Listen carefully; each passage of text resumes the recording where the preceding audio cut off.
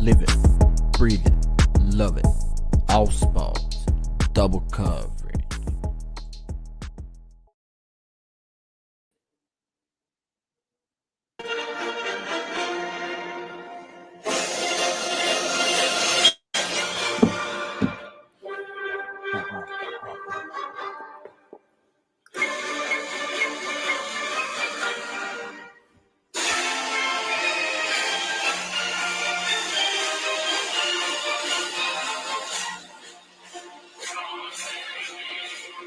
Italia! Forza! Forza! It's been Italia! It's been amazing. Toma. It's Let's been go. amazing. What's Show going it on, forward ladies and for. gentlemen? Welcome to Double Coverage. We hope you're still living, loving, and breathing sport. I am Dom with the Great Man Sauce, and we've got the special guest, the Italian national flag, up in the top right-hand corner. If you are It will watching remain this, there the whole show. Because very, very nice win. Forza. It's been an awesome, needless to say, for myself, Sauce, 48 hours, because what transpired on Monday night in the AFL with my mob as well, just toweling up the West Coast Eagles in the last quarter, just storming home the Kangas, and we've had Italy, but so much has happened in the hobby as well. It has been crazy this week. We have got so much to cover in Hobby Talk. I think we'll just get straight into it with the sports, and then obviously transition into Hobby Talk a bit later on in probably around 30 minutes time, 30 to 35 minutes time. So we'll start with the NBA final source. Game 2 and Game 3 have both transpired since we last were on a podcast. Obviously, we didn't do a lockdown lounge for this. We just held off. There was a bit happening, of course, with the Euros, and we just didn't want to convolute all the content. So Game 2 source, what was your thoughts? Obviously, Phoenix got the win in that one, 118 to 108. And then the Bucks bounced back in Game 3. But we'll start with Game 2. Yeah, look, Doma, this is what I'm seeing. And I expressed this to you, in fact, which was I feel Giannis is maybe in a bit of a LeBron situation in Cleveland where you know what you're going to get from Giannis night in and night out. Like Giannis has showed up. He came back his first game, was the best player on that team. You know, after we thought he'd done his ACL, let's be honest, right? The way we seen that knee bend. So to get back out there, first game he was the best player for that Bucks team. Second game he was the best player for that Bucks team. Third game he was the best player for that Bucks team. So you know what you're going to get with Giannis. And it's just a matter of whether the other guys can help. We've seen that in Game 3. They went back home, a bit more confidence in shooting. Jrue Holiday, who has struggled from the three-point line, killed it in Game 3. And I think that was that's been the difference, in my opinion. Game 1 was probably dominated a little bit more. But game 2, Middleton, Holiday, they struggled. And when they did, they weren't able to knock down shots. They weren't able to close the distance. But Giannis just, you know what you're going to get from him. It's funny, people keep doubting him, and he's. I said I want to see that mid range. Well, look, I'm going to be honest with you. He's got that little spin around. He's be taking that little fade away. By the time he's that quick, he's that agile, and his legs are that long. He can just skip around guys. Then he spins back and takes that sort of what would you call it? A little bit of a Dirk Nowitzki fadeaway like that off the spin move. That's like you can't block that, right? And because he's so agile. He can get deep enough, and that can be a 12 to 15-foot shot, 12-foot shot, something around the foul line, Yeah. around there. And he's shown that he can hit that, and he's shown some good moves. And look, I'm liking what he's saying. And it's a funny one for the card market, because I listened to another podcast today, and they spoke about it in depth, and I went and had a look at card ladder and the like. And it's funny because he, as good as he's playing, like, you can't say that he is not the best player on that team, but yet his cards ain't reflecting that, which is funny. So usually in the market, something it's more along the lines of like selling the lead up to the actual event being finished. And we haven't seen that. Like, there's some guys that have gone up. There's a few guys like Aiden and stuff, but like Giannis is the guy on that team, and his cards haven't gone up, and he's been playing like he is the guy. So it's funny how the market is reacting to Giannis's play and the Bucks play. But the Suns, credit to them that they did what they had to do in game 1 and 2, game 2 especially. And look, I want to see more. I want to see. Look, Devin Booker's been good. He's been very good. But he struggled a bit in game 3. But I don't count him out to have a big game 4. And we need it. CP3, you know what you're going to get. So I feel like he's probably the most consistent guy on the team. And then Aiden. They were able to shut him out in that first quarter of first half of game 3. I think he had 16 points, Doma. He was on fire. He was hitting little jump shots, those little 10-footers. And then in the second half, I think he only scored 4 points or something like that, along those 4 to 6 points or something like that. So, look, as I said, I think Aiden's a big part. They can't allow him to get those easy baskets in the lane. But they did a lot better at closing out onto the 3-point line. They were closing out to the 3-point line in game 2. Like, you got to close out, and when you start closing out, not close out that they're going to blow by you, but sort of close out with a bit of angst, but just be mindful of that blow by. And they weren't doing that in game 2, and they were just, the dribble penetration into the center was off the charts, and that created wide open threes. So they contained that a lot better in game 3, and I think that was a big part of them getting the win. But I fully expect Bucks to come out and win game 4. This is going to be like a home and home series. I think this goes to 7. I think people, everyone wants to say, "Oh, Suns in 4, Suns in 4." I think this game goes to 7. Like you said, I really think I wanted to see Paul win a title. Yeah, but the prediction was always Bucks was winning the series, and I don't know if people know the stat out there, but Giannis in game 1 off a ginger knee really had 25. I'm pretty sure 23 or something. 26. I think he had 26 in game 1. He had 33 in one game during the regular season against them. And then 3 of his other 5 out of the other 5 games, he has had 40 plus points against Phoenix Suns. 40 plus, one of them being 47. So that just tells me they can't stop him. They've lost Saric. They're using Frank the Tank. He's just going to abuse them, Source. Now, put the pressure on Aiden, get the early foul trouble. We've said this before, Dom. I'll tell you the formula to win this series if you're the Milwaukee Bucks. All right? As much as contrary to popular belief of one man out there who thinks Giannis isn't Batman, all right? We'll get to that later in the show. We'll get to that later in the show. But Robin and Alfred, and I'm talking about Middleton and Drew Holiday, the secret sauce to the success of this team and winning a title is all you need to do is shoot around 20 points in the game. That's it. If your number 2 and number 3 can score around 18 to 22 points or 18 plus, while Giannis is just doing his thing, you will win. You could win the next 3 games and beat them 4-2. But I'm asking for a lot because Middleton's been pretty inconsistent.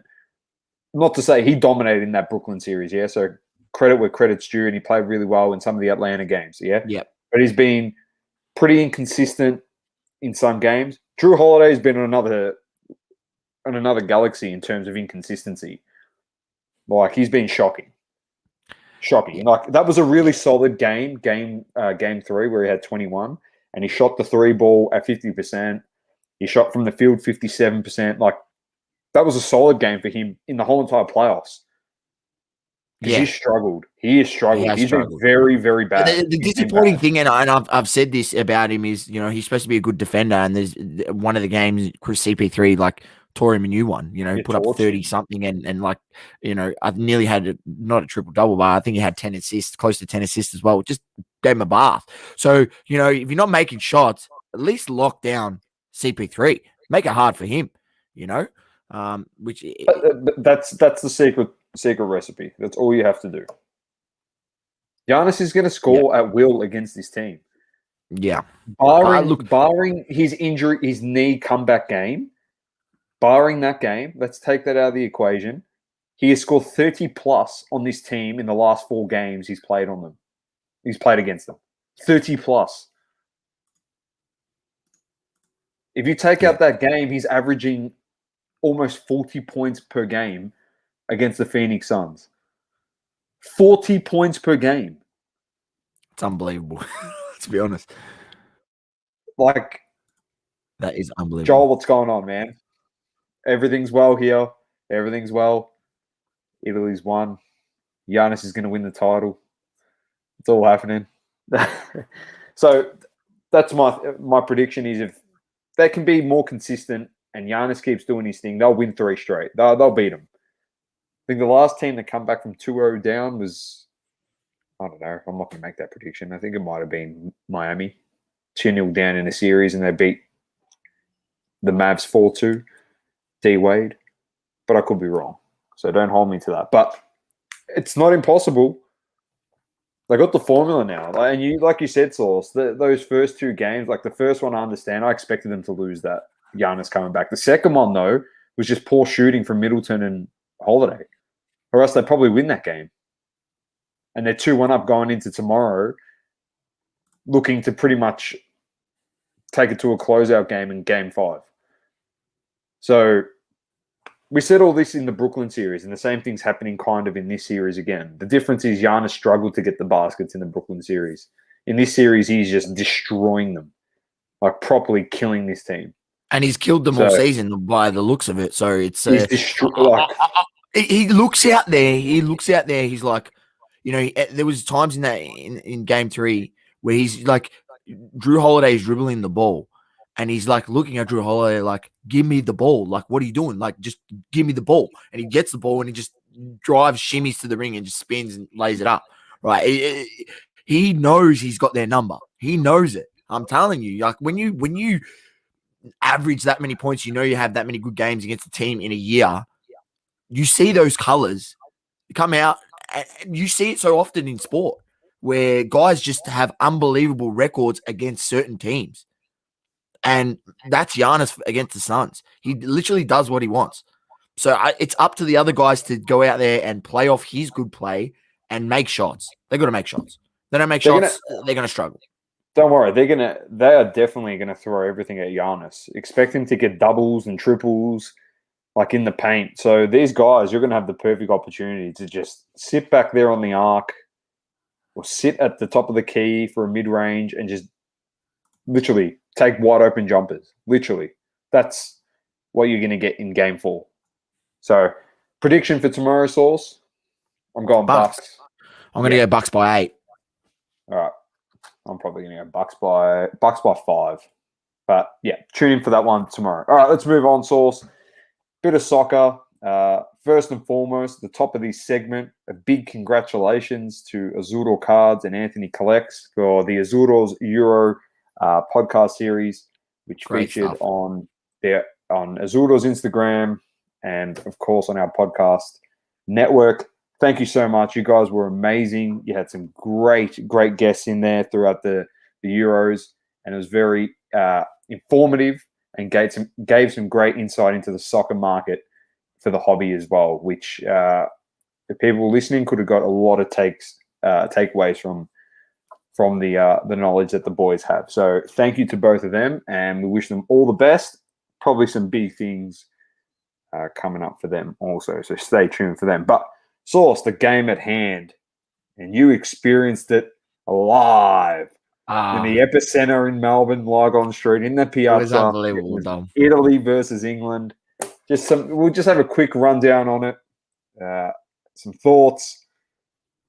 We can talk about the king.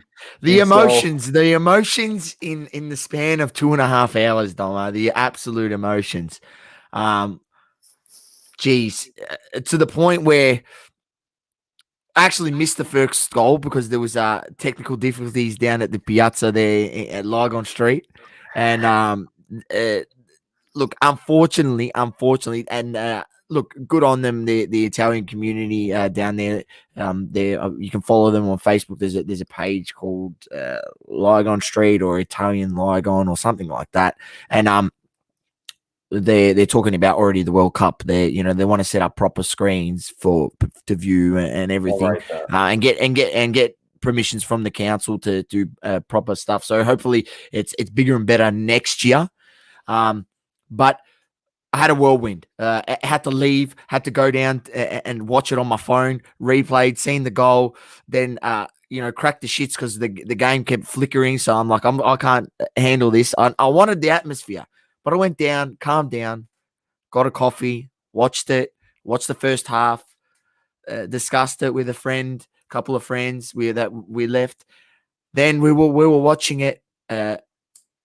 Scored the goal, went crazy, equalized, straight back there. Watched the penalties and everything and we ended up finding a bar that had opened somewhere along there. And, credit to the bars that did it right. There were some bars and cafes there that, pre-sold tickets so people could come in and they made it a good viewing experience, $10 entry, which would have been great. Which, look, they couldn't hold everyone, but it would have been great to see there was a few more other places there along Lygon Street that if they were open, they would have made bank on that business. And it was pretty disappointing to see some of the places that didn't get involved. But that didn't take away from the atmosphere that was there and was unbelievable. When it went down, I ran out of the bar. We seen it when the despair, obviously, of Jorginho missing. And but look, you can't count out the man, mate. The player of the tournament. The king. Donnarumma. Well, he's not the GOAT. The GOAT crowned him the king. He's the baby. He's the baby goat of Italy goalkeeping. He's the prodigy. Played for Italy first when he was 17 years old. Let's just think about that. I think he's 22, Dom. So he's got a massive career ahead. He's got another 15 years of playing at the top level, let's be honest. And PSG just acquired this guy on a free transfer Source. And I'm an AC Milan fan, and I was spewing. But obviously the free transfer thing was running, and he was linked to United on a free transfer. And I got excited, because I'm first and foremost a Man United man. Of course, I love my AC Milan boys down there. But obviously he went to PSG, and I was shattered. Now I'm, as an AC Milan supporter, going, well, we just lost our keeper. Like, what the hell? And like, if you just do yourself a favor and go look into Donnarumma and some of the praise he's been getting, not just from like Buffon and his Italian counterparts, but from the man himself who's played the last 2 years with him. And I'm talking about Zlatan Ibrahimovic. He said some amazing things about this 22-year-old kid that he's just probably cemented himself, Sources, after that performance, the best goalkeeper in the world. Cemented himself in Italian folklore, in the history books. Just imagine he wins a World Cup. Now, there's a few stats, Source, and I'll tell you why I wasn't too panicked. I panicked when we went down 2-0. Obviously, Italy's unbeaten run of 34 consecutive games is that can be broken. But the one that I think it's going to take a while to be broken is the stat on Donnarumma in international football has never conceded more than one goal in a game. That's excluding penalty shootouts, clearly. But even then, they only kicked 2 against him, England. And he saved 3. That's a pretty good effort. But he has never conceded more than one goal.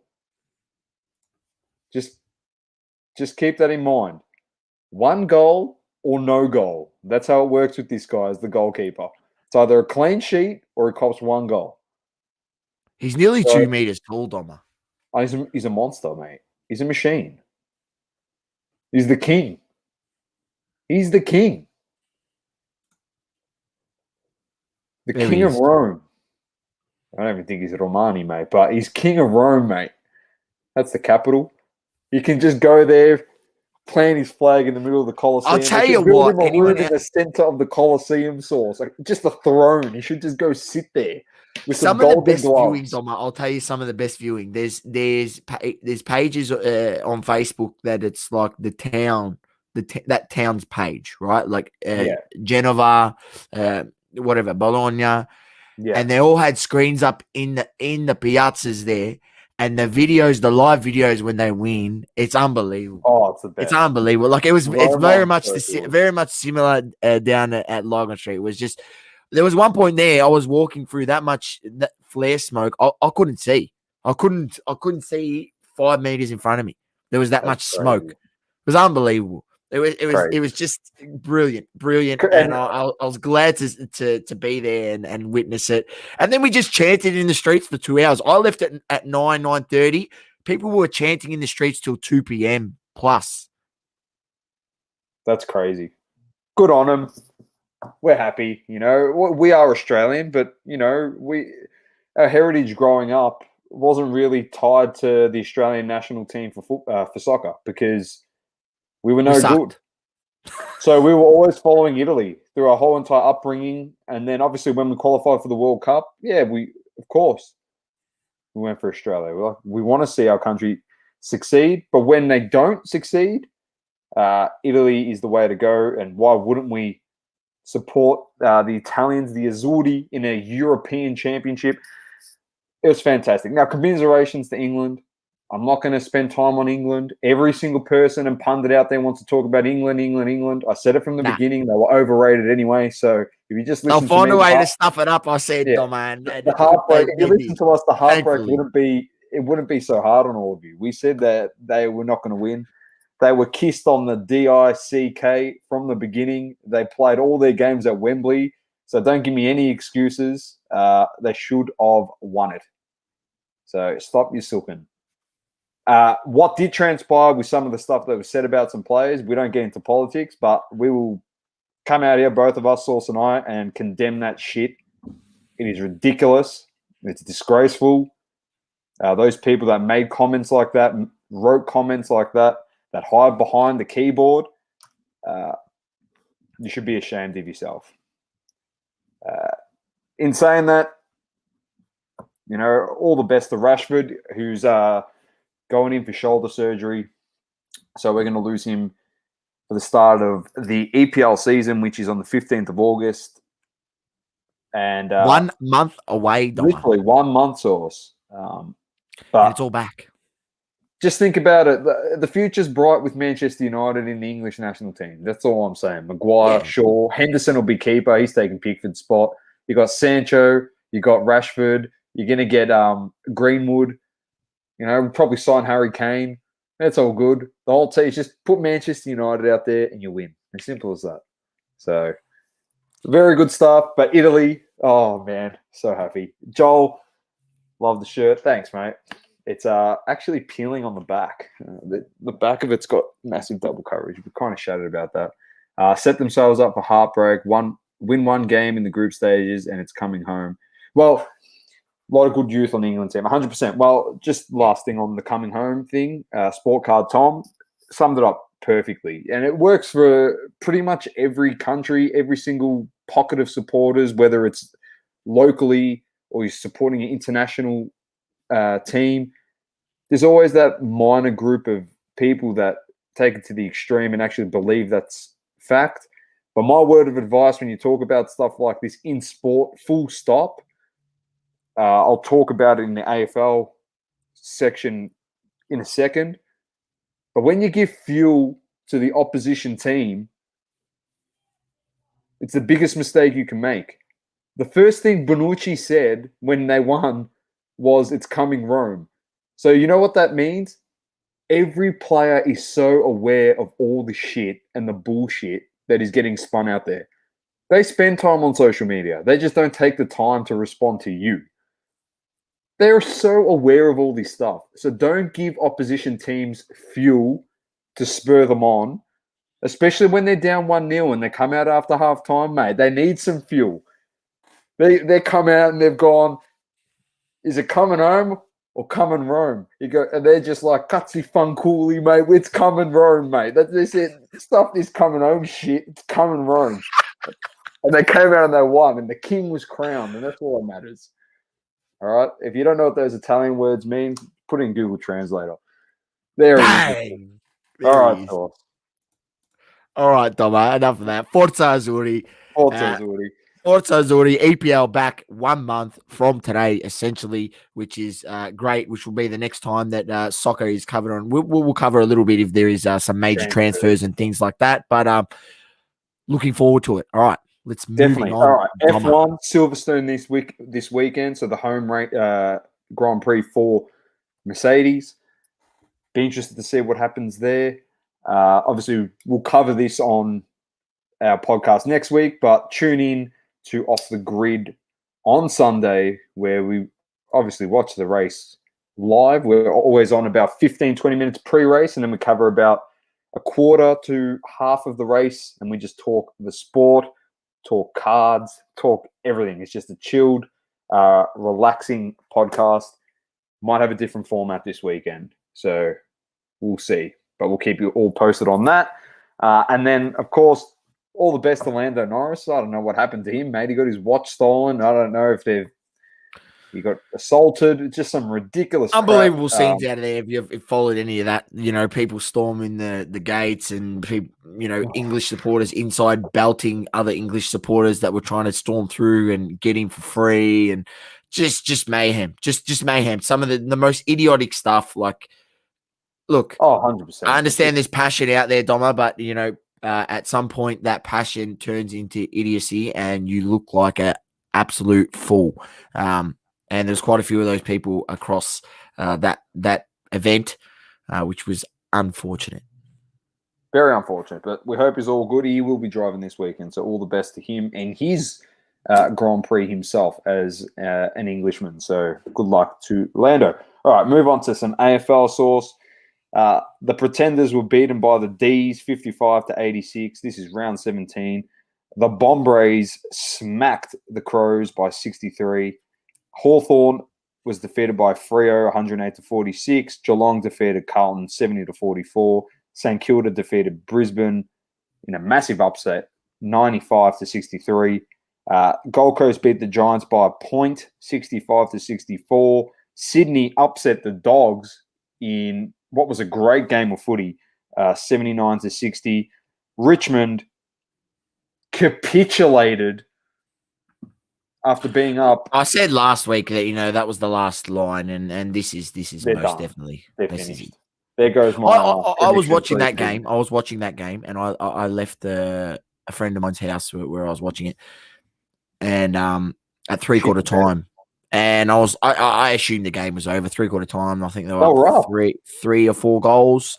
I was like, yeah, look, they might get within touching distance, but I think Richmond will kick one or two. They've looked good today. They stopped running. It was almost a 40-point turnaround source in the last quarter.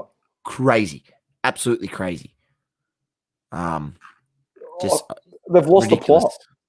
They're not going to make finals. They're done. So if you're a Richmond supporter out there and you think you've got a hope, you've got no hope. So I'm just making that pretty clear right now. You got no hope.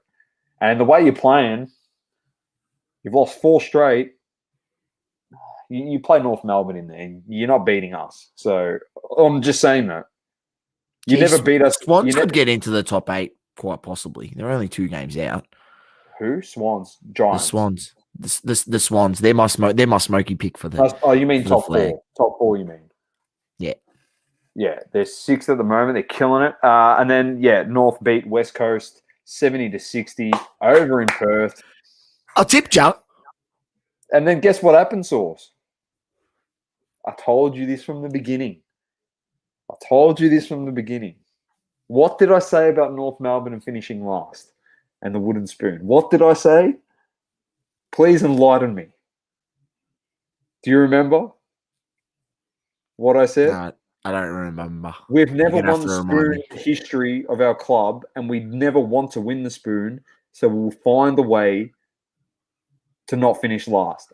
And lo and behold, what happened this morning? You're only 2 points behind Hawks. David Noble, the coach of North Melbourne, came out, said in a press conference, there is no chance we plan on winning the wooden spoon. We plan on winning as many games as possible, Sauce. And I've gone, F. There goes the number 1 pick. We're better than You're starting to play some good football, Doma. Hey, as I said, everyone. How many times? What's his name? Tyron Thomas looks like an absolute, very good footballer. Very good footballer. Zuhal's killing He's it got now. talent. Like, He's got some real untapped talent. That kid. We had like 5 senior guys out injured, and we're playing young kids. Now, just hypothetical situations and logic. Well, not hypothetical. Logic tells you when you have your experienced players back, you're going to play better as a football side because the young kids have less pressure on them and they're able to grow under the experienced player and get better. Yeah. And what's happened? We have. Now, everyone laughed. All right, Sauce? Everyone laughed. I thought we were going to finish last, but we weren't as bad. We're not as bad as Hawthorn, really, and Adelaide, and a lot of these teams. So I thought, yeah, all right, if we actually do want to play to win games, we're not going to finish last. But like I said, I prefer us to finish last to get the pick and then build towards a bigger season next year. But everyone laughed when I said that this football club was ahead of Carlton, Collingwood, and everyone laughed. Don't laugh. We've got depth there. We've got some talent coming up that we're building upon, and they're getting better. What has Carlton and Collingwood got to show? Nothing. You've got aging list. Yeah, it's young. Everyone goes, yeah, Carlton's list is young. Yeah, but they're considered young, but they're veterans now because they've got X amount of games under their belt. And what's the show for it? They're all spuds. So you've literally blooded 100 gamers in your team, and they're no good. So if we're blooding, if we're blooding Will Phillips and Lazaro and Tommy Powell, 100 game Sauce, and I'm a Carlton supporter, like we see on Blue or Broad, and they're coming out every week for literally the last 50 games of these young guys' careers, for example, the Carlton ones, and they're saying, this kid's no good, this kid's no good, this kid's no good. If we persisted as a North Melbourne fan with those 3 guys I just mentioned for 100 games and they were useless, man, I'd be heartbroken. Now, a lot of our supporters said, oh, we didn't have to get rid of 12 players in the offseason and the list. Yeah, we did, because they were all duds. That's why we got rid of them. There's no point having list cloggers of guys that are no good. You'd rather turn them over, get younger guys in and try and develop them. If you played 100 games and you're no good and you don't fit a system, what makes you think in the next 100 games you're going to become good and fit the system? Yeah. The old Kevin Sheedy saying used to be 50 games was your apprenticeship. So I would hope that after, 50 games, teams would 100% know whether this guy's got talent, whether this guy's got the ability to be a pivotal part to the team, not an A grade, not a star, you get what I mean? Because not every guy's like that, but does he have the work ethic? Does he have the want to be better and get better? Because repetitions and that sort of thing and understanding the game, that's all part of it. And if after 50 games you can't see that in a guy, at some point that's Yeah, where you 100%. got to draw the line. I Yeah. think it would be hard to say after 20 games that a guy he's done. Because I'll be honest with you, I'm a guy that wanted, for instance, let's like as an Essendon supporter, like Langford 3 years ago, I was like, get this guy out of here, man. Like he sucks, right? Langford today, he's just want to get better. Not for anything. He's in our best team, right? I'm not going to say he's not, and That's a good he plays a player. good He's role, turned out and to be a good player. he's able to pinch hit down forward, and he's improved his goal kicking, and he's gotten better. So it's tough to say. I think you need to give at least 50 games, and then go on. So look, credit to your boys. Happy to see them get the win. Happy to see them get the win. And West Coast, well, I don't know what is going on at that football club. This is a team in 2018 that won the flag, Thomas. They don't. And by What the way, they're not winning this week. what a Again. fall. What of all. And their list hasn't really turned over a lot since that point. And maybe We the thought they were time going is to become now. unbelievable. They weren't really losing anyone, and then they're adding guys like Tim Kelly to their team, and You've added like Tim Kelly. you know what I mean? Darling. Credit to Geelong, because out of that, people go, oh, they're losing Tim Kelly, and Tim Kelly was elite for Geelong, right? They tried to keep him there. He wanted to go, and they said, "Okay, you got to go. Whatever." They've left him behind, and And they he's joined replaced him a with lesser of a club. they replaced him with like a Higgins and a Isaac Smith. I understand they're older but more experienced. Got Jeremy Cameron. They're all right. Anyway, let's move on to this week's source for some predictions. Freo Geelong. Great game. Where is it played? There. Perth. Oh, this will be a good game. Very good game. I'm gonna back Freo in. Don't know why. Let's just do it. No, Right, no logic to Freo. that. Just as it's in Perth, but Geelong's got more than capability. I'm going to Cats. Richmond versus Brisbane. Brisbane. I'm also No Hipwood, done his knee, ACL, out for 12 months. No. GWS Sydney. Swans. I'm going Swans. Big Budweiser I think it's only had made. one. It's in Ballarat. Yeah, he's due for a big game. Bit disappointing. Gold Coast versus Bulldogs. You got to go with the doggies. They'll bounce back. They'll bounce They back. will. Disappointing loss because that was a very good game actually. Very good game. Hard contested football. Loved it. Melbourne Hawthorn. D's. Yeah. Jath, unfortunate, did his knee out for the rest of the season. That's a pity, mate. He's a young rising talent for that football club, and it's a pity to have him go down with a knee. Saints versus Port. I'm going to go with the Saints. They're flying high. Come back. I can't believe I'm also going the Saints. This is the guy. This is the guy right here that said they were shit. But we just don't like Port Adelaide that much that we will back the Saints. Let's be honest. Yeah, they're flat track. Let's be honest. And the Saints are still shit, but they're flat track. Now, Collingwood Carlton at the G. Bit of rivalry game. Surely the Blues can beat this team. They've got no one left. No, I'm going the Pies. I can't pick Carlton. I just can't. I'm going the Pies as well, but surely they can't lose to Collingwood. Collingwood lost all their key guys. Bringing Big Coxie. Big Coxie will tear them up. That's Adelaide West Coast. Adelaide will win. They'll bounce back. I think they'll bounce back at Adelaide Oval. And the last game. Rivalry round on double coverage. Biggest game of North Melbourne versus Essendon. It actually is the biggest game now. So North versus Essendon. I'm going to back us in, mate. I'm picking. This will be a cracking game, Dom. This will be a cracking game. I think after we played you earlier in the year, we beat you. I think you've improved a lot since then. You got vets back as you've said before. I think this will be a close game. I think this is within 3 goals either way. Yeah. Within This is our 2 to 3 goals. Essendon is North Melbourne's hoodoo team. If people don't Yeah, know, it is. They are.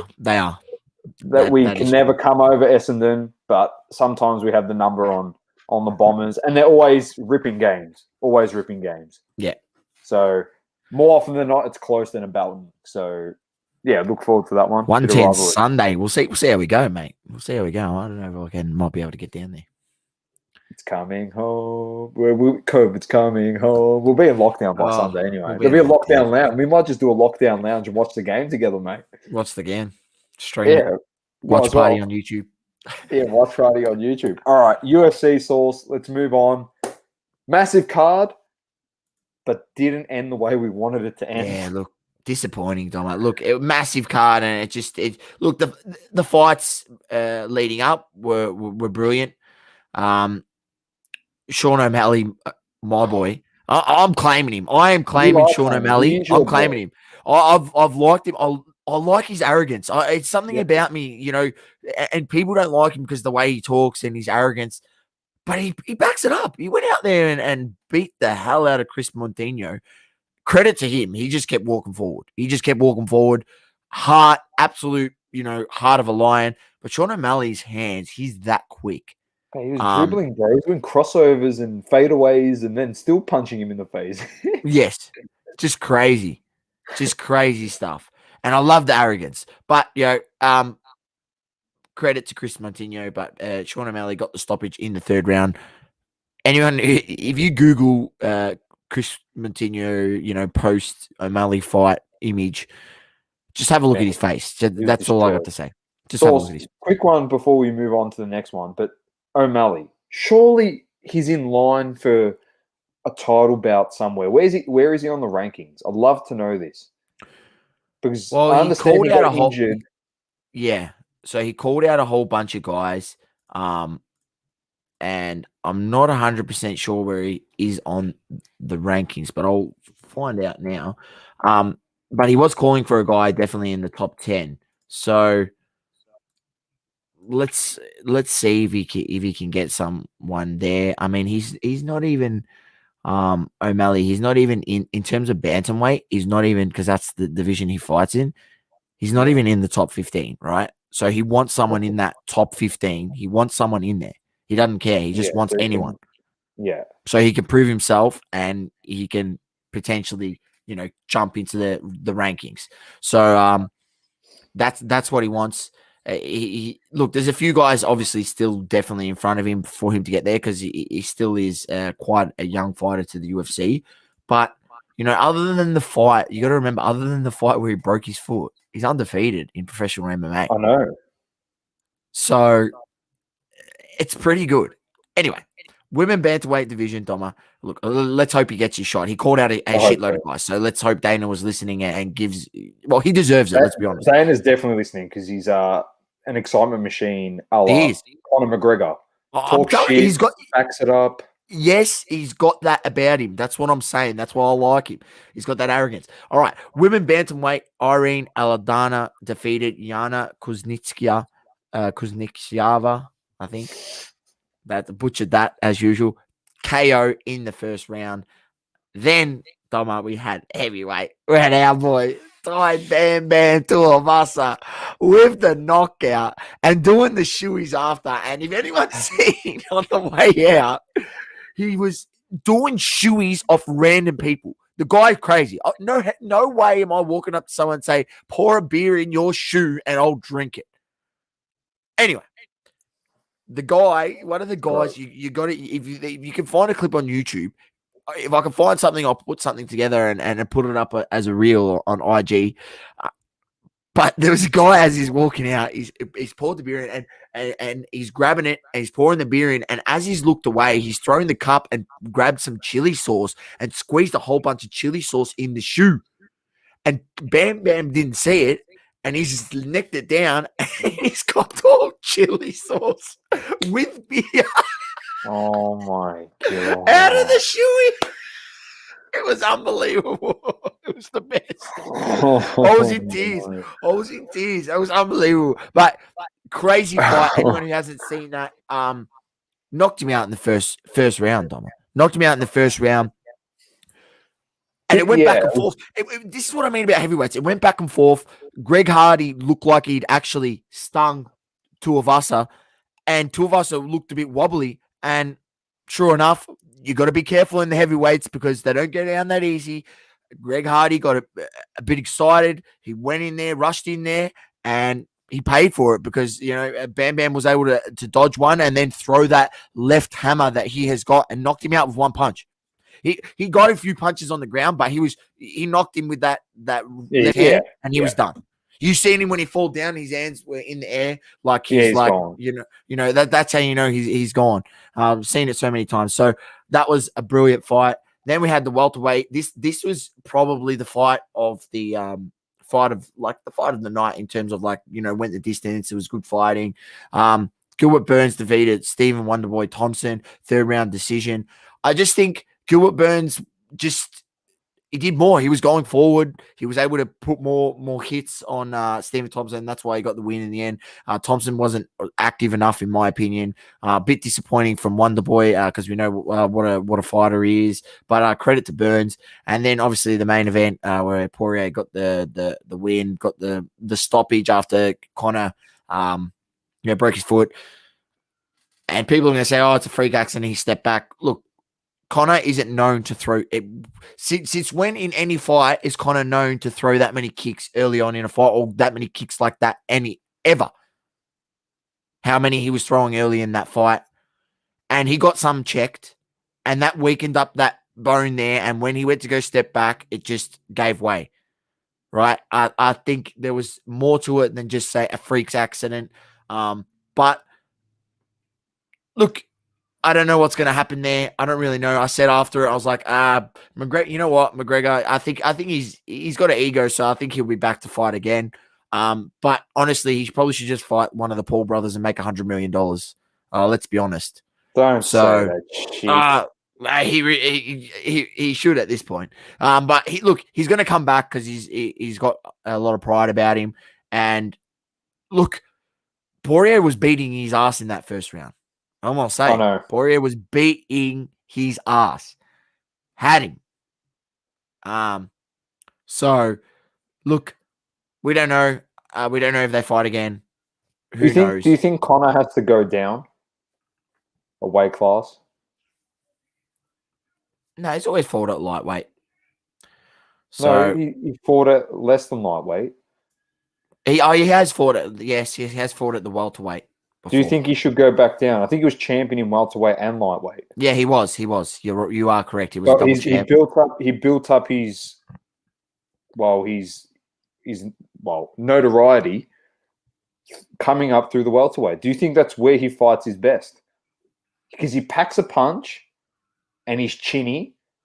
You know what I mean? And he's fighting against guys that are smaller than him. And because he does throw that punch, he's got the power. I think he'd still be able to dominate there. I think it was just more the fact of he was talking shit that time, and people come up to the light heavyweight, and he came up and he won both titles, and he proved everyone wrong.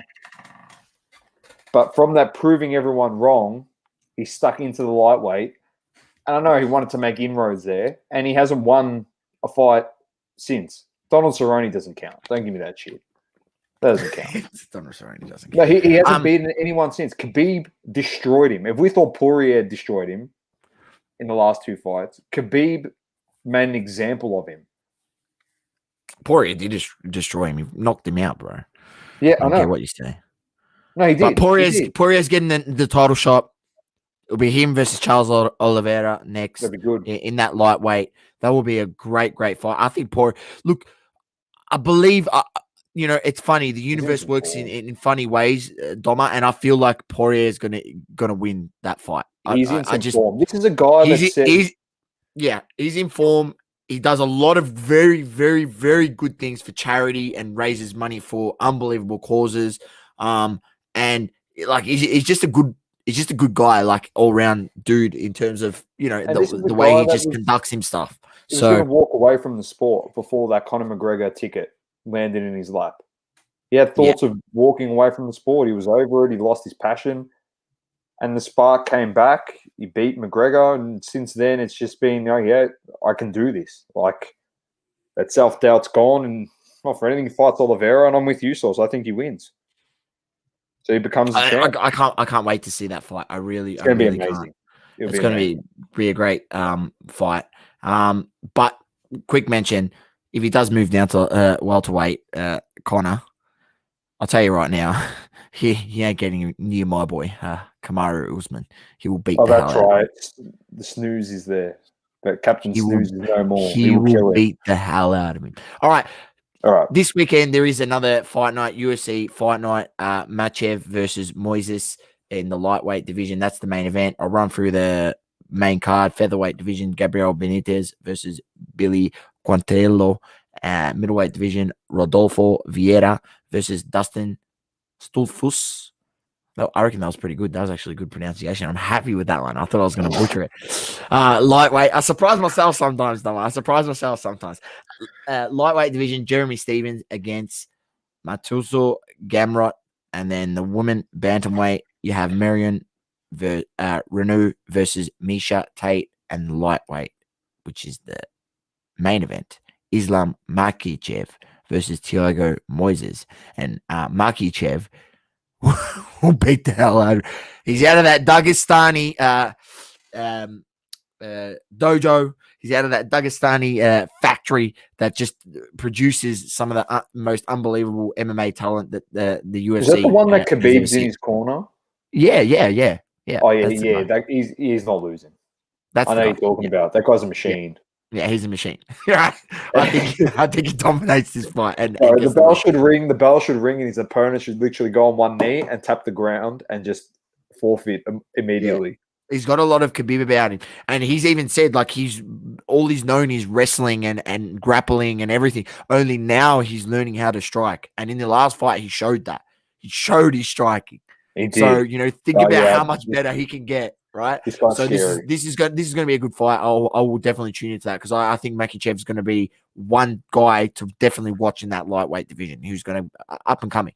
But that's main card starts 12 p.m. this Sunday on your local guide. That's Australian Eastern Standard Time. Find out on your local guide when it is for you. All right, Doma. Let's move on. Source Le Mans of the week. You saw something, you didn't like it. You said you were going to tee this one up beautifully. Give us the rundown. Look, Doma, I understand it's part of your job being in the media, to come out and say some things, and might try to draw attention. But there's a point where you just draw the line in that sand. You just draw the line in that sand. And for me, it was when old mate Kendrick Perkins comes out and says that Giannis Antetokounmpo is Robin in that team. Sorry? What? Did I hear that right? Robin. Yeah. Yes, called him Robin. So you've got MJ and Pippen. He's Pippen. Apparently. Right? I understand that you're trying to get some headlines, trying to get people eyes on you, sort of situation. Any publicity is good publicity. But Kendrick Perkins, seriously, mate. That is one of the most silly statements I have heard come out of your mouth. And you said some good things. And, there's some stuff that out there that I agree on. But on this occasion, you, sir, look like a lemon.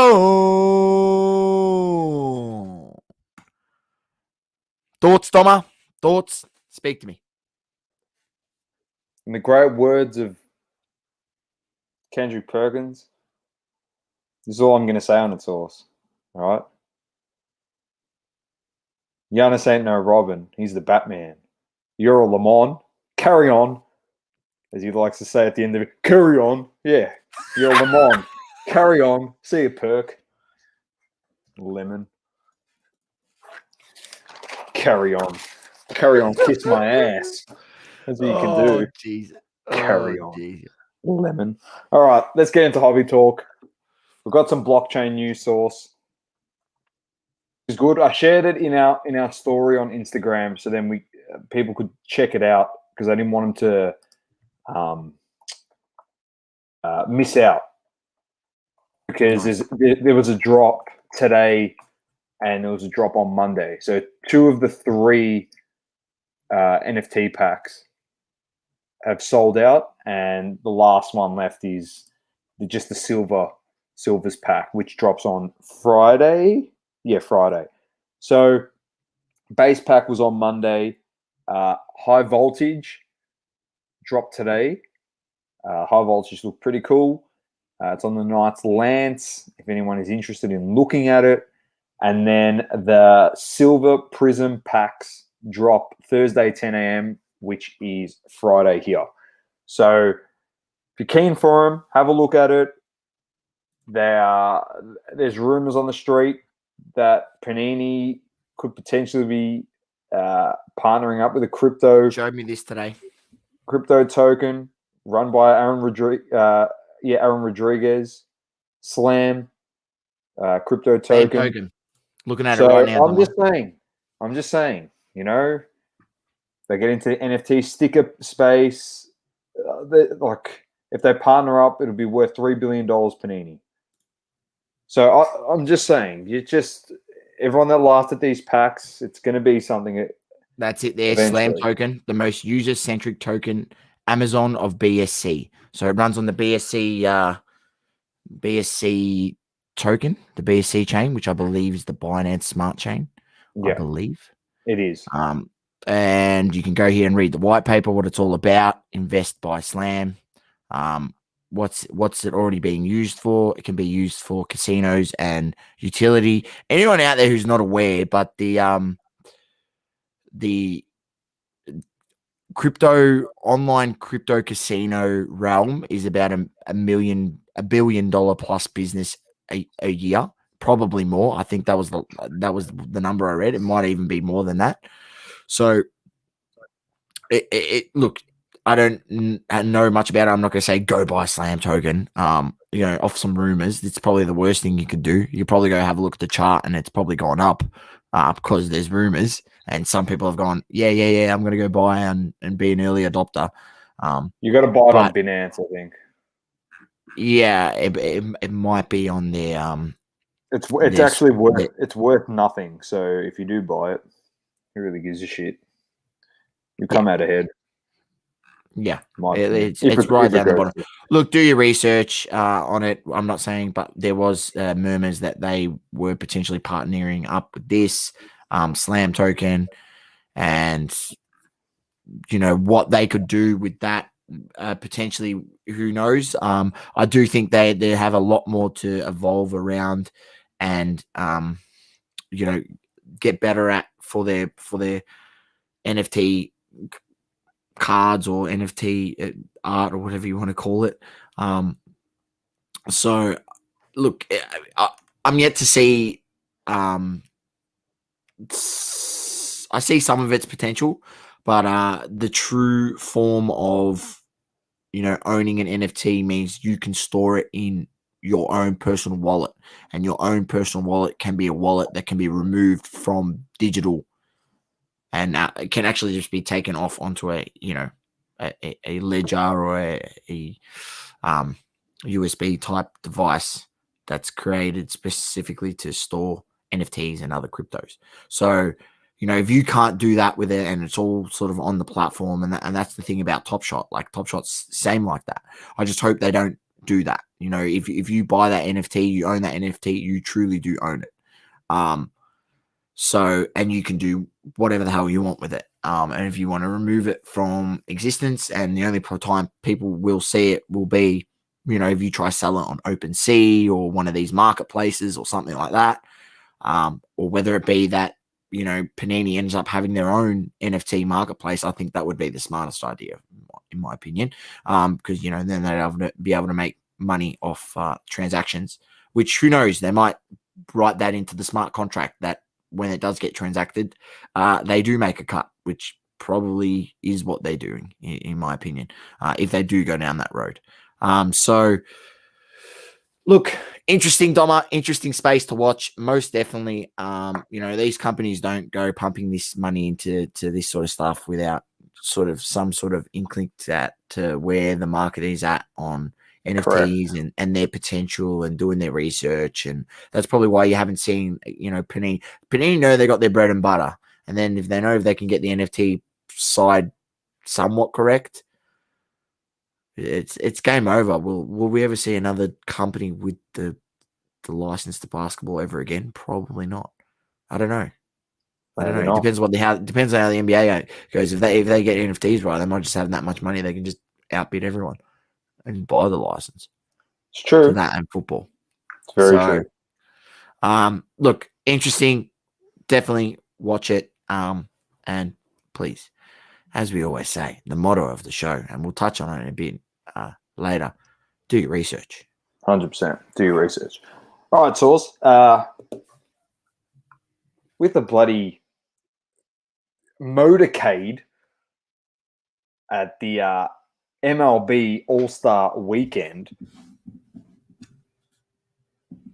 motorcycles, police cars, police motorcycles, the Mickey Mantle 1952 Topps Rookie PSA 10 was put on display, and it's beautiful. It looks so good. Our good mates there had, I think, pretty sure they pre-graded it. I don't know if you saw that. We spoke about them on this show. Diamond. I've gone blank. I'll find them. I think they pre-graded. Yeah. You know what I'm talking about. Yeah. So, get them in there. Bit more legitimacy to their company that they pre-graded it. They probably gave it a 10 and then PSA slabbed it in a 10. As they said, it's to advance, push it through quicker through grading processes and stuff. So they're an authorized pre-grader. Yeah, this sticker was on there for display, so good promo for them. Congratulations to them. But Source, it's come out. Is it the most expensive card in the sports card hobby? Do you think it is? Well, based off what people were willing to pay for the PSA 9s, all right, the market's gone down a bit. Rob G, your mantle's not worth 5.2, but might be worth still 3.5, 4. Yeah, 100%. Right. So what's the 10 really worth? It's usually 4x what that is. So what, 15, 16 million? How many 10s are there? One in existence? Is that the only one? One. Or is there 2 or 3? Or 2. So it's very low. It's very low. I'll look that up for you right now. It's awesome that it's on display, and not for anything. It's another in one of the biggest weekends in baseball. It's on display, and it gets more eyes on the hobby again. And people start going, "Oh, that baseball card!" And you know what it's like. They go rummaging in their attics or their basements or in their wardrobes for cards that they've stored away when they were a kid, or they go back to their parents' place and they're like, "Oh," and they ask, "Where are these cards?" And they get that sense of joy back to get into the hobby once again. As we said, like, you get on in age and some people think, "Oh, it's not cool," and I don't want to collect cards, and they're a bit embarrassed by it, and it's facts. But it is cool. Everyone's got an interest. It's like we always say, it's cool to be a nerd, mate. So it actually is. There's 3 in the pop. So there you go. There's one of them. Pop 10, 3. Yeah, I would love to see it. It would be so cool. I'd love to hold it in person. I wouldn't be allowed to hold it. There's no chance. You're holding that shit. There's no chance. Yeah, fuck. You'd have to take out a freaking $3 million insurance policy just in case you dropped it. Legit. Oh, but it's protected in the slab. What are you talking about? Oh yeah, because their slabs are really that protective, mate. You drop it, it's buggered, mate. Oh, especially if you're on a hard surface. It's most definitely chippy. That's a good call. All right. HCA updates. We seem to be getting. It is a weekly update now because it's a weekly update on their site. Because they're the most transparent in the business, Dom, and they give us those weekly updates. You know, as you know, they opened it up completely last week. They put the limit up to you could grade up to 100 cards, and they did have issues, and they addressed it in here. I will read a bit of the statement. Due to overwhelming demand and so many transactions being processed when we opened, there were many issues encountered, such as duplicate charges and orders paid and not showing paid. We have temporarily halted submissions to clear this up, get the duplicate charges reversed, and fix the issues that caused this. We did not sell out, and we'll give an update later this evening. I see you figuring out the thing. Very sorry for the issues. They gave the first update at 5:31 p.m. Work in reverse all duplicate charges. If you incurred any overage charges, please message us and we'll cover those, which is very nice. Very sorry about this, and they're working to understand. You got to remember, always just remember that this grading company is going to have teething issues because they've worked on the limit, and they're not PSA. Okay, so they haven't got as much money as PSA to pump into their business. Just remember that always. I understand everyone's going to say, oh, fuck, they couldn't even handle it. But that's why they're doing testing. It's resistance testing here. They want to open up to 30,000 cards by October. So they need to know. Their whole system is done through their website online. Everyone submits. There's no group subbers.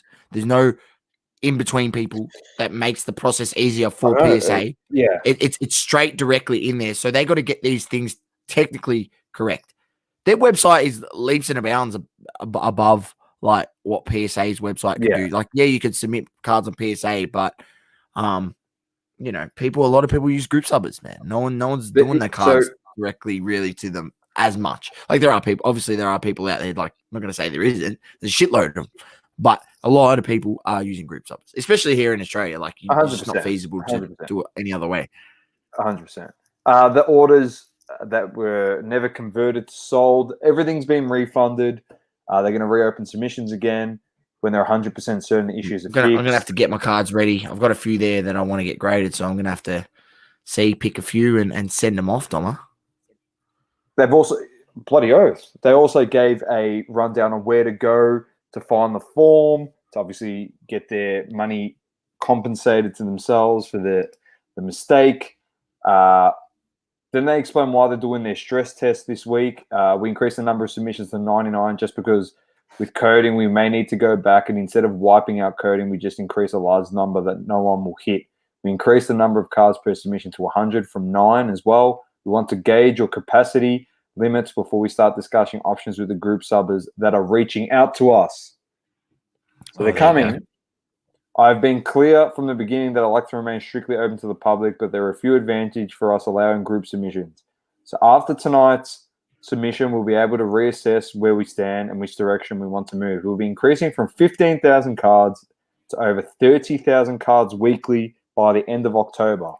So this is the perfect time for us to see what our 50 by the end of the year? Yeah, I reckon that was my prediction, wasn't it, Donna? Remember? It's all trial and error when you're starting out. We have to give plenty of chances and we'll get it right. Don't be so quick to judge. Yeah, I agree, Adam. 100%. That's beats and breaks in the chat. Completely agree. Pot reports and drop down go hand in hand. We now have a team that is dedicated to updating our drop down constantly with newest release sets. So they're working on their pop reports as well for HGA. This is fantastic. This is good. This is what we want. They're slowly progressing to that point where we can go check their pop reports, see how many are out there. As you know, Poppy's king, apparently. So, it is. Horizontal slabs will be in hand for pitches this week, and if the size and function are perfect, like we expect, the first run will hit polishing next week and be using them mid next week. First on the market. We'll add an option to the submission form, blah, blah, blah, blah, blah. So, there you go. Please be patient as we have thousands of orders and we expect a large number of messages. And look, there's one thing I want to lead on to this is I'm not sure if we know we've seen. Look, let me take it back. We've seen a few grading companies here in Australia. There's obviously, we know the market leader and the one that people use the most is CGA, Card Grading Australia. Adam uses them, and he told me he's got a little play with CGA, which is really good. With NRL cards, which I like, Adam. I like it very much. In his latest video, Tyler, one of his latest videos, he spoke about, and someone right at the beginning was someone from Australia asked him about, how are the plans going to bring HGA out to Australia? And he said, those plans are going well. The plan is still by the end of the year to get out to Australia, Canada, and Europe, right? Now, if anyone from grading companies here or grading companies that started, whether it be CGA, there might be a point where you might turn around and be like, oh, that might be bad for my business if that company who's grown massively now that are accepting 30,000 cards a week. I don't know how many cards CGA is accepting, but I don't reckon he's accepting 30,000 a week. Adam, if you're in the comments and you have any, look, I don't really know any of that stuff, we'd love to know. But I don't think they do come here. I don't think any grading company is receiving 30K. I don't think it's any good for those companies here, and this is where these companies need to be a bit more active in terms of doing stuff to help expose themselves. And I'll give you tips. Funny enough, Doma, we tried to get onto CGA and get them on the show and get them, talk to them and have a chat to them, see who they are. Craig, I believe he's the owner of the business. He didn't want to speak to me, Doma. He didn't want to speak to me. That's all right, Craig. When you feel free to come on, by all means, you come on and let us know who you are and let us know about your business, because we'd love to see your business succeed as an Australian grading company. Really would, mate. But if you're not on the front foot at this point, watch out. That's all I got to say. It starts with HGA and it ends with PSA. It does. It does. It literally does. It starts with HGA and it ends with PSA. It 100% does. You hit the nail on the head, Source. Like, clip that, because that is facts. Adam says, I wouldn't have a clue how many sub CGA accept a week, but it's not near what HGA are doing, I'm sure. Oh, I agree with that as well. Now, a few interesting things. I know we spoke about grading companies last week and we said this is what you need to offer people. Now, from a content creator's point of view, Source, we can give them a couple pieces of advice. If you're an Australian grading company out there and you want to, I don't know, other content creators and collectors to take you legitimately seriously in the hobby, you need to put yourself out there big time. And if you aren't putting at least one piece of content out a day, showing us either inner working, showing us more cards slabbed like that you've just got sent in, no one really cares who you are. It's as simple as that. And Source hit the nail on the head with the whole HGA coming, and then it starts with them and ends with PSA. Now, I hope Australian grading companies listen to this, and then you send it to other people that have an Australian grading company, because if HGA set up a shop here, I can guarantee you, I'm not going to say 100% because you've got to give room for error, but I can guarantee you at least 90%, may not happen on launch, but a couple months down the track, they will be grading AFL and NRL cards. I can guarantee you, because blame us whether you want to or not, when we spoke to Tyler, we gave him the 101 on the market here in Australia, and he was blown away by how many people actually collect AFL and NRL cards. So as a savvy businessman, he's not going to come into this country and go, I'm going to ignore one of the biggest parts of the hobby within this country. A lot of people don't send their cards to PSA and stuff because, first of all, they don't grade every type of football card out there. And second of all, people don't want to wait for the card to get graded. A lot of people they put them in one touches and stuff and keep them in their collection. And Domo, you'll be surprised how many times I have heard the concerns of people not wanting to send their cards overseas to America. Yeah. Seriously, it's a serious concern for a lot of people. That's what I'm saying. So, if they're on, just imagine in Australia, just imagine it's gonna be AFL massive. cards with HGA custom slab source for some AFL cards. Just saying. We're telling you, like, we want Australian grading companies on the show, not to, well, Australian companies to an extent. We want you on the show if you're proving to us and other people that you're legit and you're actually putting in the time and effort. Yeah, and we want you on the show so we can promote you. We're not going to bring you on the show and embarrass you. That's like the stupidest thing ever. Why the hell would we want to do that? Yeah, we'll ask you questions. We'll ask you, why did you go with that slab? Just like if CSG comes on, we'll say, why did you go with that slab? There's been a lot of people that have been critical of that slab. We're actually not massive fans of it. Do you have plans on changing it, or are you going to persist with it? Do you want to make that your brand? That's a legitimate question. We're not scared to ask that question. If they get pissed off, it's just like, okay, if you act like that on feedback, then you're going to get nowhere. So we want you to reach out. We'll help you. Like, we've had some grading companies, startups, reach out to us. We said we'll get you on the show once we see your consistency and your commitment to the hobby. We want to see growth. I don't want to see one post every month and then go, oh, this is our next card graded. So that just tells me that you're doing nothing and you're grading one card a month. Like, that's how people look at it. And people go, why, as we said last week, why are we sending our cards to you over them? Simple as that. So feel free, reach out. We're happy to help, but the storm is brewing and it's coming. And if you're not prepared for it, you're going to get a rude awakening. You're going to get a bit of a shock. That's all we're saying. They're going to be very desirable. Just imagine when Buddy kicks 1,000 goals and you have his PMG and you can put 1,000 goal slab customized by HGA. Custom. Just saying. Yeah, anyway, let's move on. That's just a piece of advice.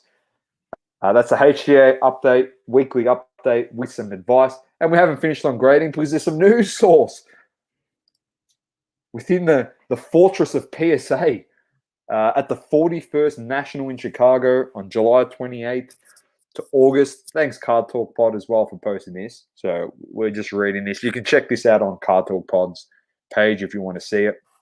They are going to be doing on-site grading. They'll be providing on-site authentication, grading, and encapsulation for all cards, including crossovers, reviews, and dual service. We will not be accepting submissions of tickets, packs, coins, or pins in an effort to provide collectors who will be attending the show an opportunity to get their submissions turned around in Chicago. PSA is bringing a small, dedicated team of operations, personnel, and graders to the event.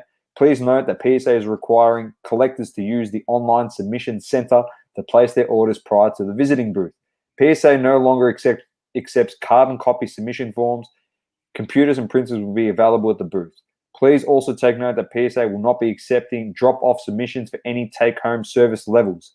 Every submission has to be received, graded, and returned to the customers at the venue. Now, they're given some pricing source. This is going to be unbelievable. All right, you ready? This is the grading fee, the max declared value of the card, and then the turnaround time. Grading fee, $250 for cards 4,999 and less.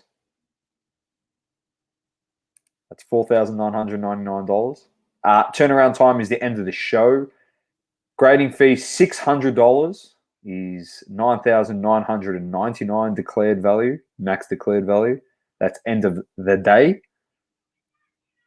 Grading fee $1,000. This is all in USD, ladies and gentlemen. If you're playing along at home, max declared value $24,999. That is a 2 hours approximate. Grading fee $2,000 USD for $49,999. Max declared value. 2 hours turnaround approximately. Grading fee $3,000. Max declared value $99,999. Doesn't stop there, Source. $5,000 grading fee. Max declared value $249,999. And if you're looking to grade a card, ladies and gents, $250,000 or more. And retrospectively, Source, in all honesty, I know we look at these larger ones here and we go, oh, the pricing, like, holy shit.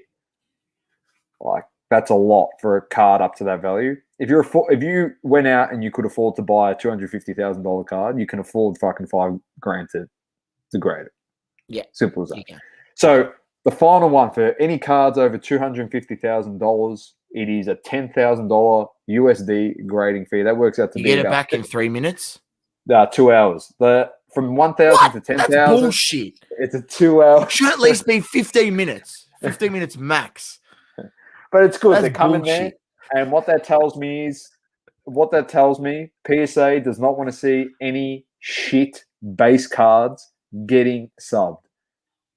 Yeah, that is the moral of the story of the post on Card Talk. They do not want to see shitty hoops, LaMelo Ball cards. They're just going to laugh at it. And you'd be dumb to submit something. Actually, they're not going to laugh at it. They'll be laughing to the bank. To the bank, mate. You're paying $250 to grade a hoops LaMelo Ball card for it to get a PSA 10 to be worth $100. It's like you're losing money, so they don't care. But that's why they want cards that are in the hundreds and hundreds of dollars getting graded at that minimum level, and then obviously progressing to thousands and thousands and thousands of dollars. Simple as that. Makes sense. And, it's going to be sick having PSA there and having collectors rock up, Source. Just imagine people rocking up at the National with a card worth $250,000 or more wanting to get it graded.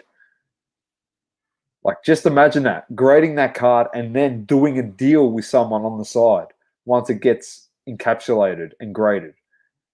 That's the sick thing about on-site grading, and it's awesome. Honestly, it's awesome to have PSA there. I can't believe I'm saying this, but it's true. They've made the right steps in the right directions, except for one. Well, I'm talking about Nat Turner and stuff. They made the right steps. The biggest mistake they've made so far is they haven't come on the podcast. But besides the point, Source, they've done a good job. They actually have. They've done a really good job. So props to them. Credit where credit is due, mate. Adam in the chats, there'll be lines for days waiting for subs at PSA stand at the National. That's why they've got the online submission. And it won't surprise me if they cap that online submission if it gets out of hand. So it'll just tell people. That's why they're doing it. That's why they're doing it. They'll know how many they could potentially grade throughout the time. That Turner's smart. We said once HGA came out, businessmen like him take note of other people, of their competitors in the hobby. They didn't take Tyler for a grain of salt, and be like, AI grading and or custom slabs. Don't worry, PSA takes note of that shit. Like Nat Turner, they take notice of it. The worst thing you can do is not give respect or credit to your competitor. Because then one day you might wake up and they've overrun you. So they always keep tabs on each other. Adam said, wouldn't surprise me if they grade 10,000 cards over the week. Or 10,000 or 100,000? 10,000. Who knows? Probably will. But it'll be capped. It'll be HGA-style submissions. They'll cap it at a point. If it's getting too out of hand for that on-site grading team, they'll just cap it. So... yeah, they got another 16 million in backlog to grade anyway. So, it's not like they got nothing to do. It's true. It's very true. So that's awesome. That's coming up in 2 weeks. Source the show.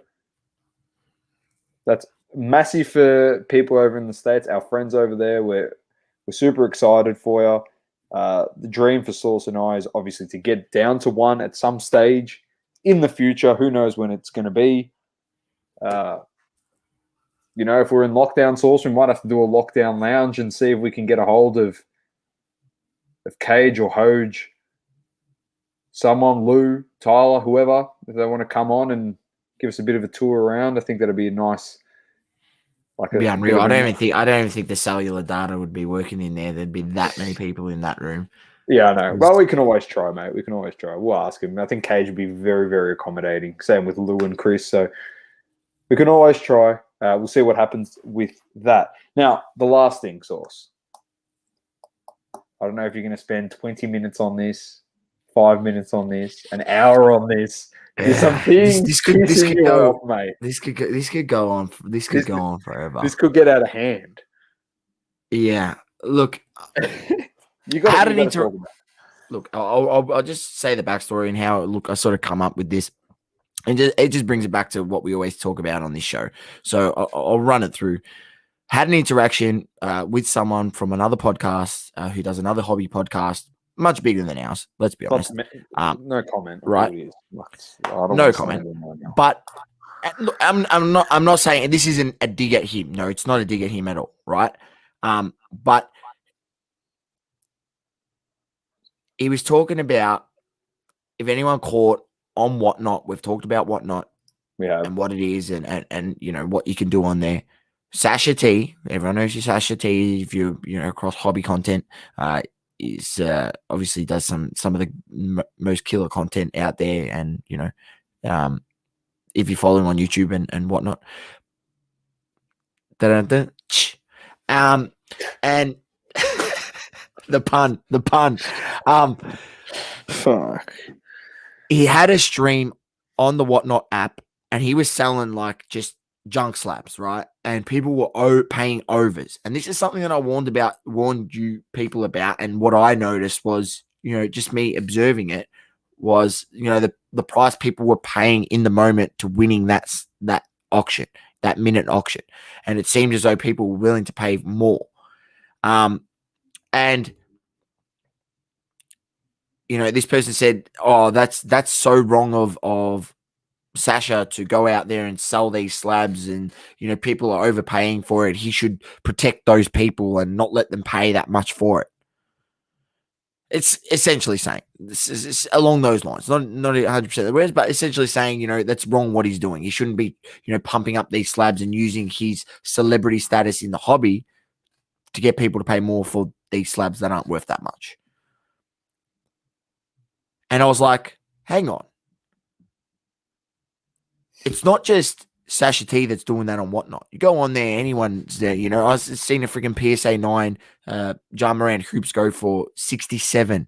Well, you can go buy one now on eBay for $25, right? $30, half the price. It doesn't make sense. It's not like he's the only one doing it. Like a lot more other people on that platform are doing it. It's the way the platform is, and the way it rides on people's emotions, that emotion of winning something at that moment. It's funny how that works, but to go out and put the blame on Sasha that it's his fault that those people are paying those prices is absolutely ridiculous. That is just rubbish. Just rubbish. How it's not their fault that those people, it's not his fault that those people haven't done their research. And that's why we say, do your research. Before you go on to Whatnot and put your card details in, how about you observe like I did? Oh, what is this platform? Oh, let me watch. Oh, that doesn't seem right for a price. Let me check some comps. What the hell? Why are people paying these prices for these cards? It doesn't make sense. And then you see it and you're like, well, why am I going to interact? Why am I going to buy that card for $30 more expensive than I can buy one right now on eBay? Right? Do your research. In the heat of things, though, Source, I understand paying $20 to $30 more for a card because it's in the heat of the auction and you're bidding, and I get that. Yeah, I get that. If it's $30 over comps, but I've seen some cards go on for hundreds of dollars over the comps because people get too ahead of themselves. And if you haven't done your research, like Saucy's saying, you should know the price and you should be able to budget in. All right, this is the comp on the card. The most I'm going over is $25 over the comp. You know what I mean? Or if you can get it for under comps, it's like, oh, it's $100 on the comps. I'll bid on it now. You know what I mean? But when the car sets to get 50, or well, $25 plus over the comps, and the bidding's going crazy, and you know the value of the car, but yet you're one of the people that are part of the problem, and then you come out, even if you're just an observer and you haven't bid once, like me, I've never bid on something on there, but I observe. And you know what? Credit to breakers and to content creators like Sasha T that are wheeling and dealing on there. Like, people say that content creators and stuff should have, you know, a more ethical outlook on the hobby.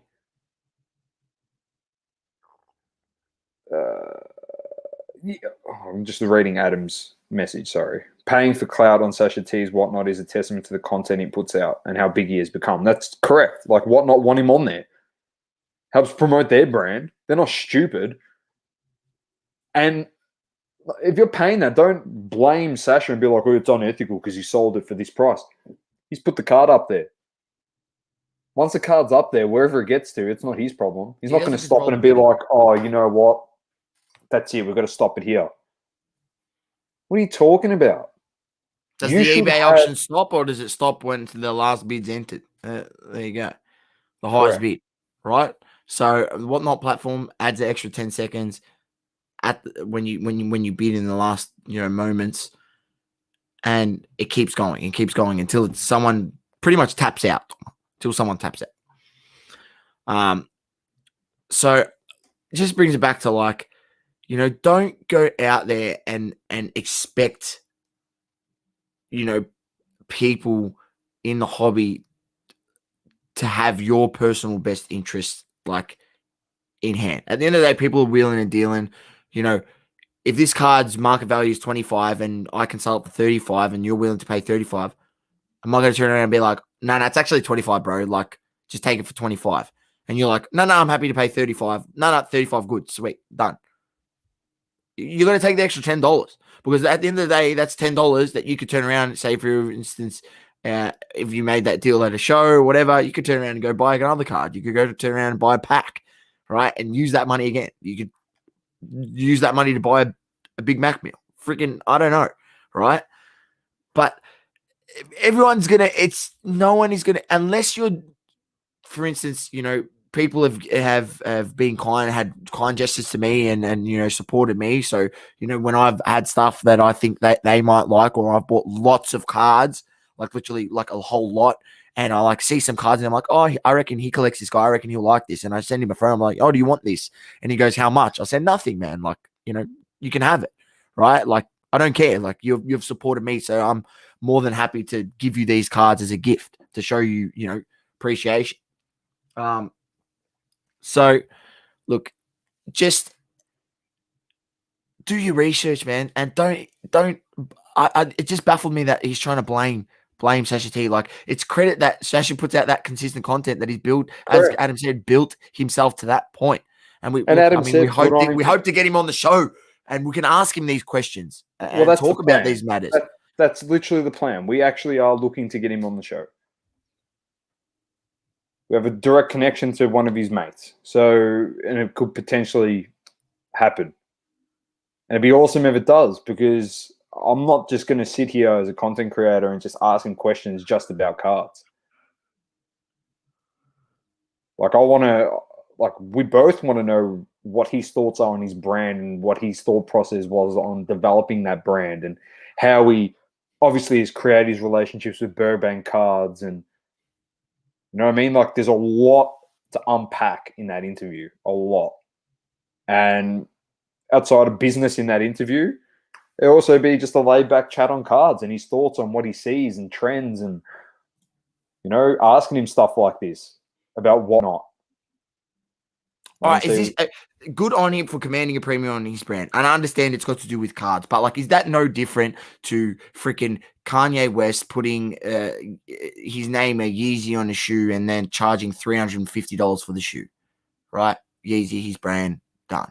Different with a difference with Sasha and a lot of influencers source are like, people will send products to an influencer and pay them to just put it up and take photos, and then that person doesn't give a shit anymore because it's like, oh yeah, I got paid and I'm getting all the content for free, like all the product. Difference with Sasha is, I'm not going to speak on his behalf if he does get shit sent to him and he does promote stuff. You know what I mean? I'm not going to go and say he doesn't because I don't know that. That's not. But one thing is, when he's commanding that premium for his brand, at least I can see visually, consistently, he cares about the hobby that he's creating his brand around. He's always at shows. He's always mingling with people in the hobby. You know, he's putting his best foot forward. And there's a lot of people, not just Sasha, there's a lot of people out there, a lot of content creators, big in following and small in following, that are grinding hard and they love the hobby. And not for anything, the amount of time and effort that people like us and other content creators in Australia and over in the States put in and get paid jack shit, you know, get paid nothing. And then all of a sudden they start getting paid as a content creator and everyone goes, oh yeah, they're sold out, they're getting paid now. It's like, okay, we do this as a hobby, but yeah, it'd be nice if we get incentivized with money. What, you're going to say no? That's like saying, oh, we want you to work an extra 5 hours at your job because you love it a week. You're going to do it for about a month, do 20 hours extra, and that person's going to turn around and be like, fuck, I should be compensated overtime for this. This is bullshit. I know I love my job, but I should get it. What's any difference? Like, the mentality of people and stuff, and to bring it back to what Source is saying from the get-go is, you can't slander Sasha for being the problem of Whatnot. Whatnot are the smart ones, as Adam mentioned earlier about getting Sasha T on their platform. They're the smart ones getting on to guys like Prestige Pools, Cahoon, Pool Wax, Lil P, Sasha T. You know, they're the smart ones for knocking on the door and saying, oh, you know what, we want to get into the card market. Let's get some of the biggest people in the hobby on our platform. Like, that's just good business. That's smart. And it's not just cards on there. They've got pops on there. They've got other things on there. And there's a marketplace section too where you can buy stuff. Like, it's very smart how they've done it. It's not just auctions. This is Source. Like, you know what this is? Reminisce of the time the HGA came into the hobby. Reminisce on when CSG broke out. I'm trying to think of other things. You know, reminisce of... I'm trying to think of things where people didn't give it a go. You know what I mean? Because lack of research by people in the hobby, and we've told the stories 1,000 times on this podcast, yeah? But when we said, oh, no, HJ will be legitimate, and everyone laughed at us, and they'd be like, legitimate my ass. What a Mickey Mouse brand. I bet you're the same people now saying, oh, yeah, I slept with HGA. They're the sickest brand. Because you're a sheep. That's why. Like, seriously, you're a sheep. It's simple as that. But it's true, Source. Like, these are the same people whacking Whatnot, whacking breakers on Whatnot, whacking Sasha T, fucking whacking all these people here, content creators. But they've done no research into the shit themselves. They don't even know what the platform is. They probably haven't even seen one piece of Sasha T's content. They just know he's got a massive following. So with massive following, they go, oh, he's got influence on the market. Of course he's going to do that. He's raising comp prices. When in actual fact, it's idiots that are willing to keep bidding up cards because they don't know the comps. And they don't have the smarts to know when to call it quits on bidding on a card. So it's as simple as that. Like, it's not rocket science. Most definitely, Doma. Most definitely. We're easy I just thought everyone's throat. Yeah, we are, and that's why I just thought I'd bring it up, and it was just something that it just irked me through the week, and I was like, man, it just doesn't make sense that people just want to always throw the blame on someone else and not look at themselves for not being due diligent. You know? Yeah, they don't do the due diligence, and yeah, that's exactly it. It's like, let's pass the buck onto someone else and blame them. It's so true. It's so true. Oh, you know what this episode's also? We're sticking up for content creators and people in the hobby. I'm over this crap. And there are It's some like, content creators out there that, I don't agree with, and the way that there they is, put their mate. There's mannerisms out there. yeah, And that was another thing that someone spoke about on another podcast, another content creator saying, oh, if your content is about bringing down other content creators, then, you should look at yourself. Well, there's a point where at sometimes you got to make a little comment. And, on this show, we have not brought down other content, but, made comment on some things that other people have said.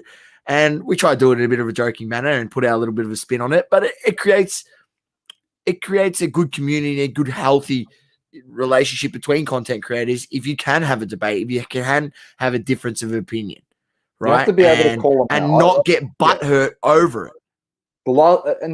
And like talking from experience, like Source and I, the last thing we ever want is to put a piece of content out there and then behind our back, everyone's just like, oh, yeah, they put this piece of content out. How shit is that? They're dickheads, blah, blah, blah. Have the balls to come tell us to our face. We're not going to jump down your throat. Unless you come in the DMs and you start abusing us, then it's just like, all right, relax. Like constructive criticism. We'll But invite you on. if you're saying some lemon things, if you're saying some lemon things, you might get the Lemon of the week. You might get it. We gave it to Cage. Stop right there. Stop right there. You know what I mean? Like, we gave it to Cage, but he understands that it's a joke. But a lot of other people out there will get butthurt Source, like you're saying. They'll sook it up. Do you reckon people will be upset when I tag him? He won't even see it. That's all right. You won't see it. You'll just laugh. I should tag his agent. What's his name? Mr. Luke. He'll see it. Yeah, tag him. Yeah, we'll get him on the show. He's a good fella. All right. Yeah. Good talking shit, Don. Stay in your lane, mate. Stay in your lane. Also, I got to make the bold prediction because I said it to you. So I got to make it live on the pod. I'm telling you now, you have 14 or 15 days because we're a day ahead. You got 15 days, and I'm guaranteeing this. And if it doesn't happen, you can give me the Lemon of the Week Source in 15 days. But Gary V is coming back to this hobby in a big, big way in 15 days at the National. Like, I'm talking about, everyone's gone, oh, he's gone missing, he doesn't care anymore. Man, that guy's been stockpiling. But I'm just telling you, and he's dropped some gems, like some breadcrumbs, throughout the week, as Source has seen. And a few people put in our group chat. I'm not happy. He posted about the draft redemption, Thomas. I know. 15 days. I'm telling you, it is the return of Gary V into this space. 15 days. I'm telling. And on the way, he's going to drop breadcrumbs. But on the 28th at the National, that's if he's there on the first day. If he's not there on the first, whenever he goes to the National, big things are happening. He's back. I'm telling you. And we could see another, like, I'm not saying a massive boom, but could get some spikes again because he's been focusing on other things. Yeah, crypto. So his whole market is more, it's shifted to crypto now. Everyone's focusing on him doing crypto. Yeah, everyone knows Tyler and the boys at Car Talk Pod. They know him and they work with him and Lou. You know what I mean? And like they go, oh yeah, that's just information for us. But it's what Gary V does in the end of the day is what his followers will then go and do. So when he says, I started buying these, you should buy these, blah, blah, blah, blah, game over. Everyone goes out and buys them again. So you might see run-ups on prices. He's got big pull in this hobby. As much as people if he does any like content, obviously from the National, wheeling and dealing and cards and deals he's picking up and any of that stuff, and it hits YouTube, hits any socials, 15 you are days. not wrong. You are not wrong. 15 days. And then you can call me the prophet. No, that's a bit too much. I'm a dickhead. Just give me the Lemon. Well, I just have to give you the Lemon right now. Exactly. You took the words out of my mouth. We love talking shit on here. Last thing before we finish up on this, Hobby Hangout, September 12th, Melbourne Pavilion, Andrew and the team there. Another massive event. We're there. Boys at Talking Cardboard, Cherry, heaps of people. Moneyball's there. I can't even think of all these people. Everyone's going to be Australian Trading Card Association. I know a lot of the boys are going to be coming down. Refreshed cards. Refreshed is coming. You know, it's going to be massive. It's fantastic. We're hoping that it goes ahead because Source, in the hour and 40 minutes we've been on this podcast, we've had 3 more cases and a bit of an outbreak going on here. So we're probably not going to have it. But we've got to stay positive. We'll be in lockdown on Sunday and then lockdown lounge on Sunday afternoon for the North Melbourne game. But it's not looking good. I'm just putting it out there. But Hobby Hangout, we're excited for it. We're prepared. We're going to do some podcasting there. Obviously, some Q&A stuff, walking around, live podcasting. And then we've got something up our sleeve that we want to hopefully present at the show, which would be pretty cool with some guests. That'd be very nice. So we've got that. There is plenty of people heading to the show. It's going to be massive. And there's a heap of content out there at the moment. As you know, you can follow the crew on the doublecoverage.media, which is Matt's Card Shop, TSA Australia, Azuro, Mast, Anthony Collects, Matt's Card Shop. I think I mentioned him twice. That's all right. Double shout out. Us. But then outside of our group, there is some other people doing some fantastic stuff. Card School. It's got the boys from Moneyball, Shane and Neb, with a couple blokes there. They're doing some great work. Then we've got Coach Carter, which is run by the Rip and Collect boys, another podcast. So the Australian content creators really doing some great stuff out there, and we're super proud of them, and we wish them all the best. And then finally, to finish off Hobby Talk, we don't know the exact dates, but we all know that in the podcasting game, us, LTB, and Card Talk Pod, we're all Cancerian babies, and we're July babies in the podcasting world. So I think it's coming up in the next week and a half. We're in about 2 weeks, but yeah, happy birthday to the LTB family and to the Card Talk Pod family. 1 year in the game. So, and thank you for the support you've given us. We really do appreciate it on the little island down under here in Australia. So yeah, Sauce, bit going on there. Saucy Smoky, finish it off. You got something for us this week? You're going to keep us waiting? I'm just going to smash through it. Look, I don't really know how much further some of these cards can drop, especially some of these Prism PSA 10 base cards.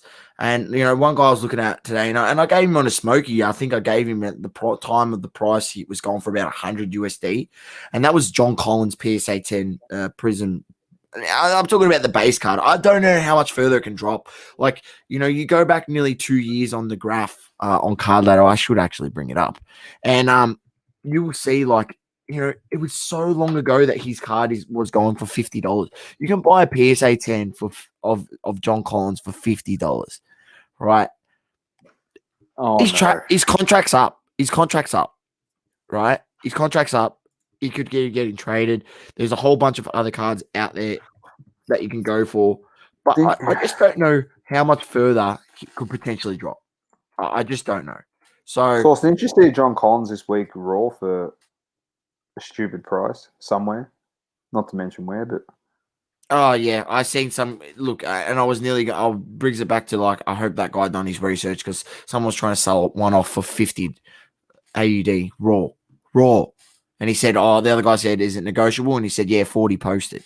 Even that's overpriced." Anyway, enough of that. Let's bring up the screen. So there it is. There's the wonderful chart. Thank you to Card Ladder. And this is the 2-year chart, right? So here you go. Last sold today, 47. One sold to $40. You got to go back. $31. You got to go back. Look, there's my one there. I bought one here. I'm actually holding one. My purchase at 115. I'm down. I'm getting absolutely destroyed on this, right? Because I thought there's going to be a bump up, but the market has gone bumpy and bumpy and bumpy and bumpy all the way down. And it just brings, and this is another point that I'll touch on after this. But look, you got to go back all the way to the start of 2020, before COVID, for the price to even be close to what it is today. And it's not like the pop report is massive on it. I mean, the pop is 615. View PSA pop report. There's a part where you can view like the pop growth. I don't know how you get that up on. I know how to get it up on my phone, but I don't know how to get it up on here. Anyway, I'll ask that question and figure it out for a later date. But What are you trying to find? how to get up the pop report growth? Oh, okay. You can get it up, but I know how to do it on my phone, but not on here. But anyway, I don't know how much further it's gonna drop. Like, just look at it here. 6 month graph, it's down, 70%. 3 month graph, it's down 50%. 1 month graph, it's down 30%. Like, it's just so far down. And, you maybe, even if you're talking about, I don't know, he's silver, let's have a look at that just for a bit of comparison. Pop report is less than 300. And 1 year graph, it's down 43%. 6 month graph, it's down 55%. So, you're buying it at under $200. Go back. The last time it was $200 or under, that wasn't even $200, was, the 20th of the 6th, 2020. Wow. And before that was $100 card. So you're telling me, like, there's potential for this card to get back to like $100. Like, I don't know. Like, has the market dropped off that much for these cards?